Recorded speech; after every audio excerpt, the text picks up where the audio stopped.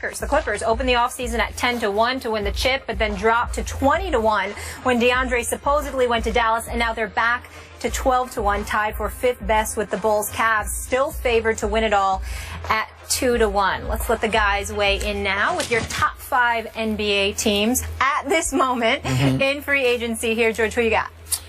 I'm going to take a page out of Denny Green's playbook and say, with the Spurs, if you want to crown them, then you crown them. It was hard, though. I am a Warriors guy. I have been a guy who defended the Warriors for a long time in that style of basketball, so I'm happy that they won the championship. Skip is smiling right now. And I do think that if there is one team that can knock off the Spurs, it would be the Golden State Warriors, because the 3-ball is the big equalizer there.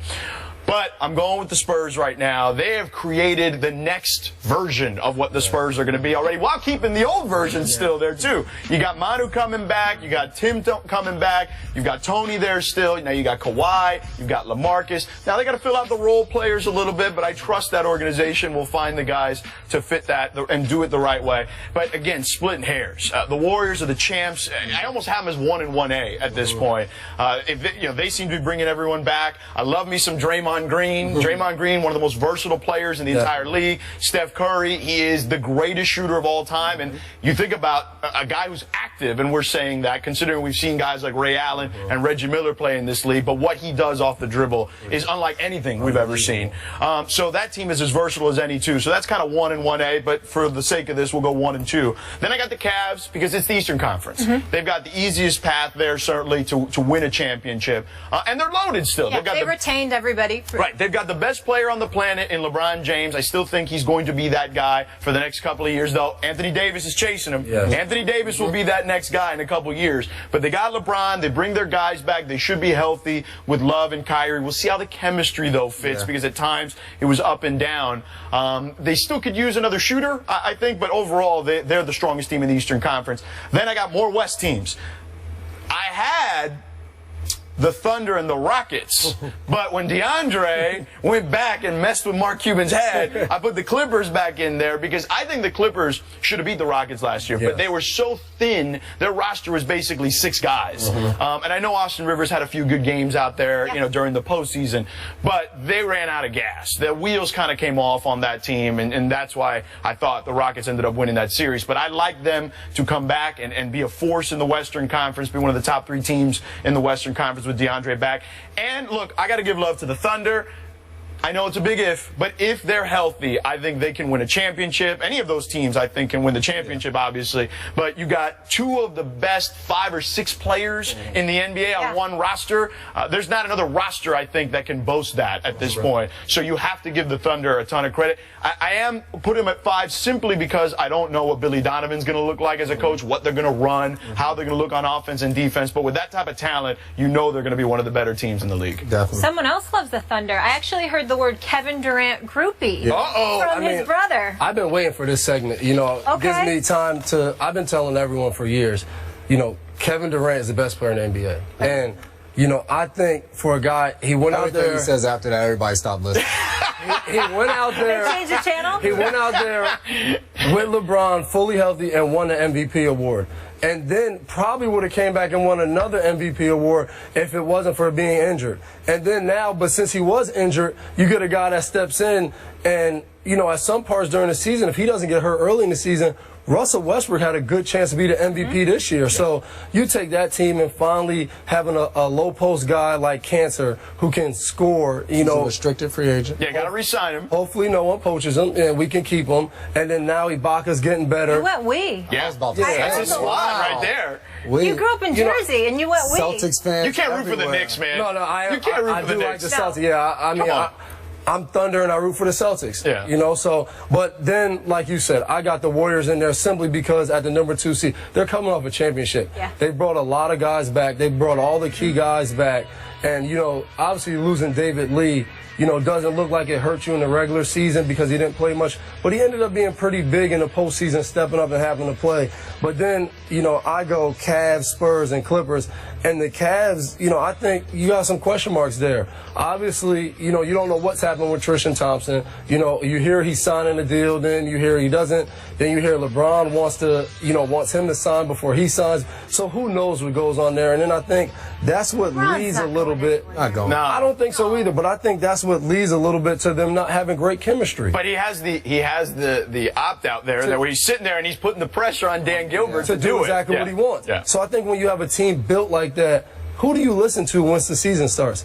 Am I listening to the star player / head coach / GM / owner you know, who am I listening to here? And I think that hurts them, you know. And then I went Spurs because I do think the Spurs, you know, you have a great core group of guys, and then you add, you know, David West and Aldridge. Right, we forgot David West. You know, and David West is a veteran who's going to bring even more leadership. That's another guy you can count on. And I think a big pickup for them might be Ray McCollum coming from the Kings, who's a young guy. Every summer league he's played and he's dominated. And I think, you know, sometimes you get on a team like the Kings where it's a lot of young guys, it's not winning. You're just out there playing. And I think you begin in a system with San Antonio where he's a great shooter. And the reserves always play well there. Yeah. I think he has a chance to blossom there. And then obviously with DeAndre Jordan going back, you have to put the Clippers in there. You know, obviously the opening round against the Spurs could have went either way with them winning that. But like you said, there's no way they should have really lost the series up 3-1. But you know, fatigue comes into effect. We saw that in the finals with LeBron. You know,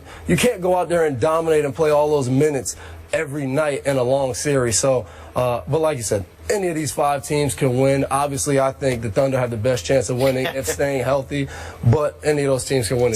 Now, you want to out him more on the Kevin Durant relationship? Yeah, obviously he's wrong. You know, one of his teammates is friends with, I think, Durant's friend, and we're literally at the after party at the Super Bowl, and he's in the corner FaceTiming Kevin Durant. It's like that? I mean, it's just screenshots. He has the of biggest smile on his face. And There's just two guys that play on great teams, great organizations. Just congratulate and, you know, gave them good luck going into the season. So no big deal.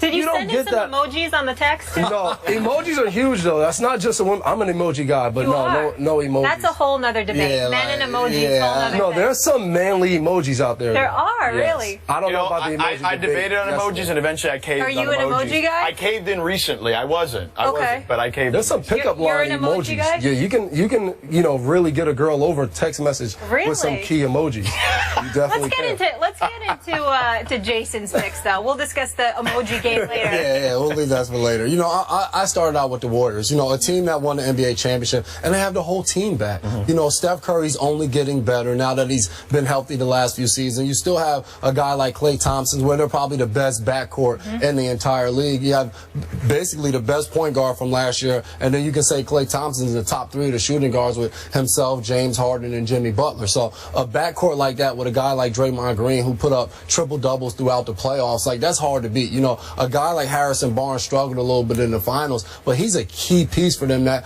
probably when his deal is up, he may go sign a big deal elsewhere, but they still have all of those guys intact and still have a guy like Bogut too playing center, a big guy down low. So to me, there's nothing that happened through the offseason that takes them from the #1 spot. And second, I have the Cavs, basically because they have the best player on the planet. LeBron James, he proved in those finals that he is that good. I mean, you look at that team with Dellavedova, who played really well throughout the finals, but was really almost playing above where he was supposed to play. No Kyrie Irving, no Kevin Love. Oh, no, that's a good point. And J.R. Smith is out there, and one game he goes for 28, the next game he's 1 of 10 or something like that. And LeBron was an assist away from averaging a triple-double in the finals. I actually was in a barbershop, and someone told me, I can't stand LeBron. He gave up in the finals. And I was like, were you watching the same games I was watching? This guy gave everything on the court and just dominated the entire series. 3, I went with the Clippers. You know, bringing DeAndre Jordan back. You know, they were able to beat the Spurs last year in the playoffs. Obviously,